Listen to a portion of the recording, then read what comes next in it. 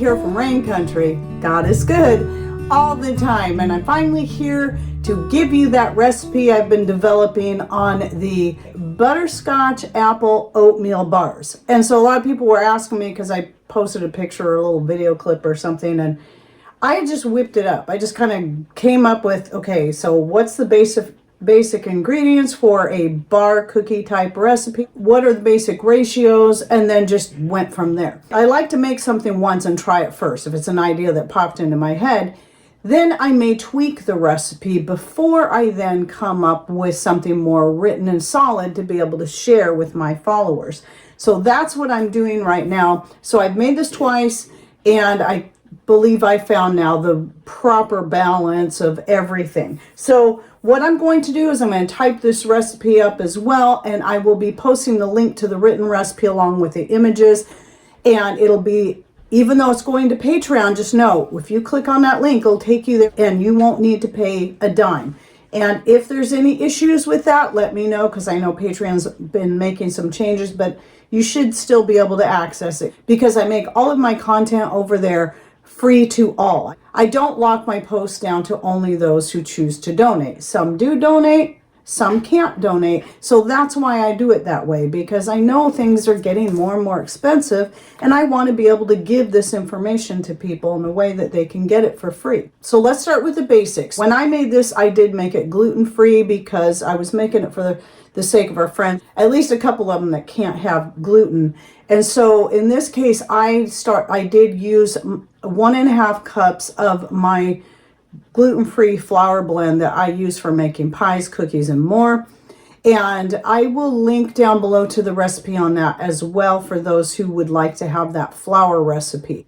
And then I also use 1.5 cups of rolled oats. Then to that, you're going to add 3/4 cup of brown sugar, a teaspoon of cream of tartar, and a teaspoon of baking soda. Basically what you're doing is you're making baking powder, because that's the only ingredients you need for making baking powder, but you're just putting them in separately. This is how I do it. I always keep a jar. I have a jar here of baking soda, a jar of cream of tartar. I personally take equal amounts, so typically I think it's 2 parts to 1 part, but I just use equal amounts and don't have any problems with that. Mix that in with a big fork or whisk or however you want to do it. And then for your flour, you can use a whole wheat flour, a regular unbleached white flour, whatever suits you, whatever you prefer. The nice thing about a bar cookie like this is that you don't even need to add an egg, because it is a bar cookie. You're going to cut it, so you don't have to worry about adding the egg and all that to get it to hold together.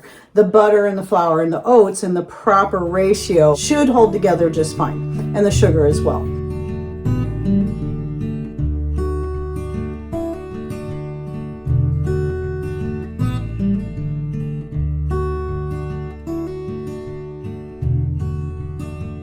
Oh, and another option, I didn't try this because though I plan on trying it the next time, is if you want a little more flavor in that, you can add 1 to 2 teaspoons of cinnamon if that sounds good to you. Maybe even a pinch of cloves or nutmeg, whatever you prefer. I mean, that will definitely give it a more fall flavor. Once you have all that blended well like that, you're going to take out 1 cup of that mixture and you're just going to set it aside for later. Then to that mixture, that should still be in your bowl, you're going to add 1 to 1.5 cups of your baking chips. Now this can be white chocolate, milk chocolate, dark chocolate, or in this case I did use butterscotch for that nice fallish type flavor. My only problem with butterscotch chips is it's nearly impossible to find ones that are organic and natural, so unfortunately I had to use Nestle. But at any rate, the next time I do this, I'm thinking about trying, since I did go ahead and buy the Azure Standard to try them out. They have an organic white chocolate chip and they have the organic milk chocolate chips, which are really hard to find. And I was so glad to see they had that, and they're both quite delicious. The white chocolate tastes like white chocolate should taste. Make sure you keep at least a good handful of your baking chips out for later, and I'll get to that in a bit. Now, the next step is to take some apples, and you can use your own dehydrated apples like this, or fresh apples straight from your tree or from the store or wherever you got them, preferably organic if you can.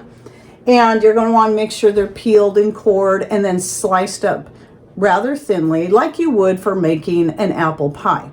And because of the nature of what I was making and knew I wasn't going to be baking it for a full hour like you typically bake pies for 50 minutes. So in this case, I wanted to make sure the apples got cooked well. Now, when you're talking about whether it be you're using your dehydrated apples or your cooked apples, the method is the same. You're going to put those in a saucepan, and with the dried apples, you're going to need to add more juice or water. But with the fresh apple, I added about a half cup of juice. You will need more for the dried apples because they are going to need more liquid to rehydrate. So whenever you're using dried apples in pies and other kinds of desserts, it's best if you cook them a little bit in either water or juice. And the juice is just nice because it adds more flavor and a little bit of sweetness to the apples, especially if they're more tart apples like we have. And but with the fresh apples, you don't need as much. And then you just want to simmer them for about 10 to 15 minutes to make sure they're nice and soft. And typically, if as long as you don't have too much liquid in there, you shouldn't need to strain anything off. And you don't need to add sugar. If you're using juice, there's no need to add sugar to that at all because it'll be sweet enough with the juice. Now, what the juice I used in the last two batches was the organic fruit punch, which is just apple, cherry, and grape juice combined that I get from Vitacost. It's the Simple Truth brand. But next time I do it, I want to use orange juice. Orange juice would also be a really good option, but you can use any juice that sounds good, whether it be mango or passion fruit or apple juice, whatever you want to do. It just adds a little more flavor punch to it when you do that. So then once you have that cooked, you just spread that mixture, the apple mixture, across the top of the pressed bars. And after that, then you're going to take that remaining cup of the dough and you're going to sprinkle that over the top. And at that point, you can then, if you want, add some more baking chips to the top of that. That's why I say make sure you save at least a handful of that you can sprinkle over the top. That will just, add a little bit more. And then just bake in an oven at, I'd say between 350 to 375, depending on how high you have your rack and how hot your oven gets, because even though you're given these settings, sometimes different ranges can cook things, heat a little hotter than they should or a little cooler than they should. And then I bake it for about 30 minutes. That seems to be just right. Everything gets baked, and then the little crumbles on the top should start to get a little bit brown. And that seems to turn out just right. And then you're just going to cut it with a knife, and then you'll want to let it cool for a little bit, of course, and then cut it with a knife into squares, whatever size you want, and it's ready to go.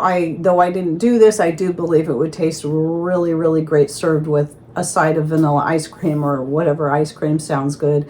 And there you go. It's actually pretty simple. And the thing I like about making up recipes like this is you can really take it and run with it any way you want. You can, like I say, you can add the cinnamon, the spices to get more of that kind of flavor. You can change up the baking chips and use whatever kind you want. And you can use whatever juice you want to cook those apples. And pears would also be a good option in place of apples. Let's say you have a lot of pears because you have a pear tree instead of an apple tree, or you have both.